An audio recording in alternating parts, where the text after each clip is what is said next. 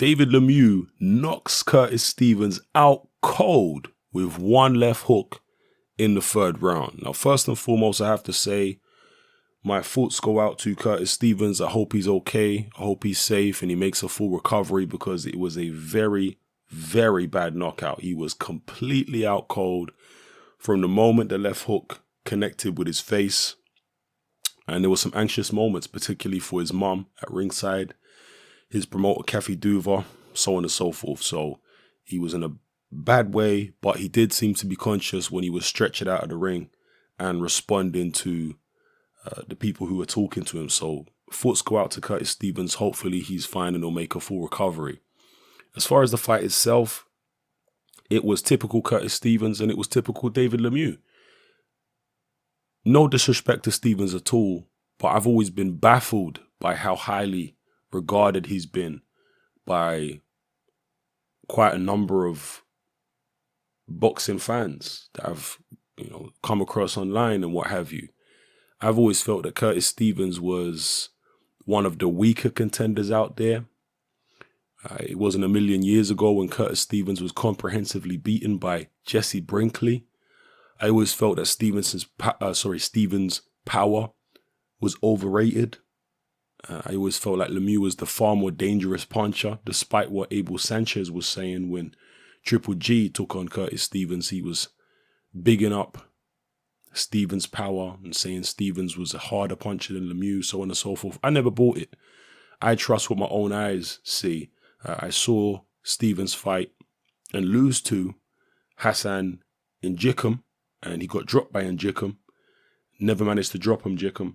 Whereas you look at Lemieux when he fought Hassan Njikam, he bounced him all over the canvas like a rubber ball. So for me, Lemieux was always the guy with the power here. He was always the better fighter, the stronger fighter. Stevens came on strong in this fight in the second round. He tried to assert himself on David Lemieux, but ultimately he was just playing into Lemieux's hands. Lemieux, being the stronger puncher and just a better fighter, was able to land his left hook simultaneously in the third round along with Curtis Stevens, and you saw the result.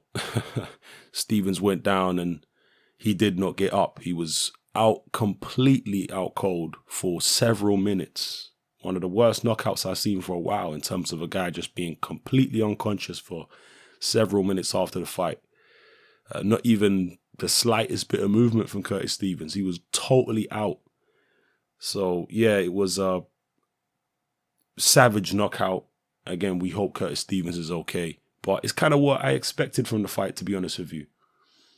Curtis Stevens is, I've been saying for a while, he's like a fringe contender, borderline journeyman, really. More like a journeyman, actually, Curtis Stevens, rather than a fringe contender these days, because he has lost several fights. Lemieux is still a contender. Lemieux, with that highlight reel knockout, will be able to position himself for big fights in the future, possibly with the likes of Billy Joe Saunders, Canelo Alvarez.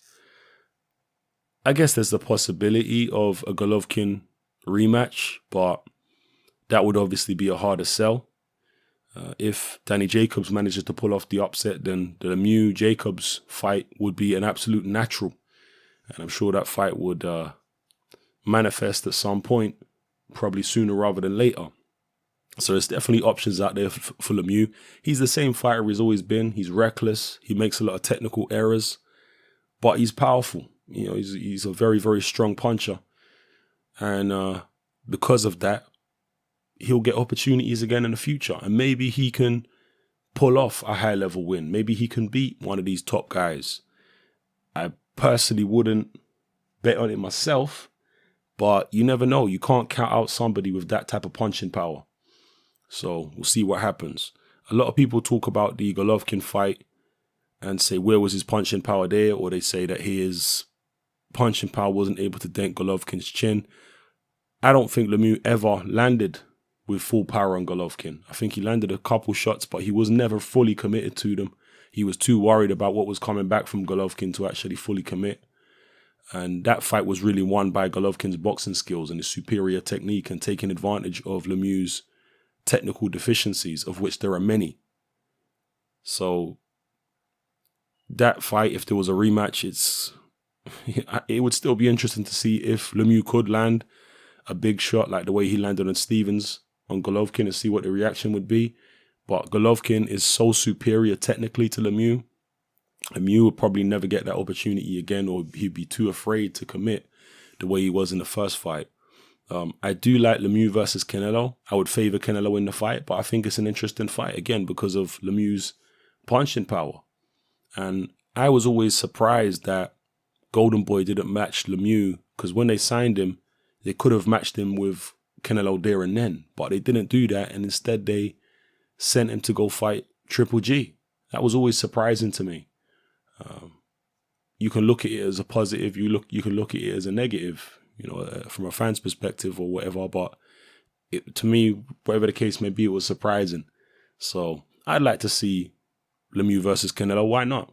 And maybe if Canelo gets past Chavez Jr., the Lemieux fight will be the most logical, official, middleweight step-up fight or step-down fight from 164.5 for him.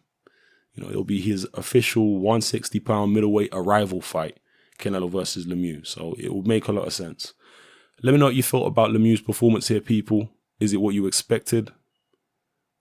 Did you expect Curtis Stevens to do better? Were you one of those people who's been very high on Curtis Stevens over the years? Or were you one of those people like me who's always felt that they never understood why there was hype around Curtis Stevens? Drop your comments in the comment section below. Let me know how you feel.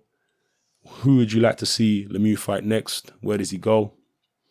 And how far can this KO take him in terms of being, propelling him into big fights? Drop it all below. It's happening.